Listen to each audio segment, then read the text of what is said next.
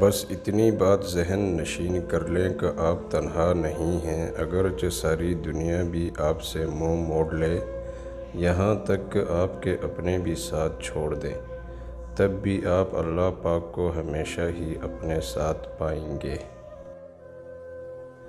بے بسی کی انتہا ہوتی ہے اس مقام پر جہاں لوگ آپ کو دھوکہ دے کر، آپ کا دل توڑ کر، آپ سے رشتے توڑ کر بہت غرور میں کہتے ہیں کہ یہ اللہ کی مرضی تھی۔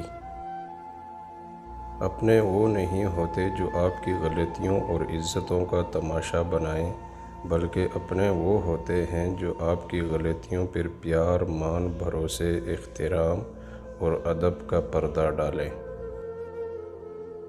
اگر تم خدا کے بندوں کی خدمت کرنا چاہتے ہو تو تب بھی یہ خدا تعالیٰ کی ذات کے لیے کرو، کیونکہ لوگوں سے تمہیں کچھ حاصل نہیں ہوگا۔ اللہ کی رحمت روٹھ جانے کی بڑی وجوہات میں سے ایک وجہ یہ بھی ہے کہ ہمیں ہر قانون کی پاسداری کی فکر ہے سوائے اللہ کے قانون کے۔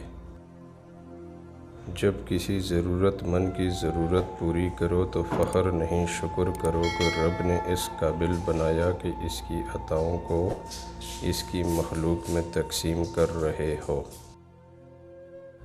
اللہ سے چھپکے چھپکے کہتے رہا کریں کہ آپ اپنے اس گناہ پر شرمندہ ہیں، اس گناہ پر شرمندہ ہیں۔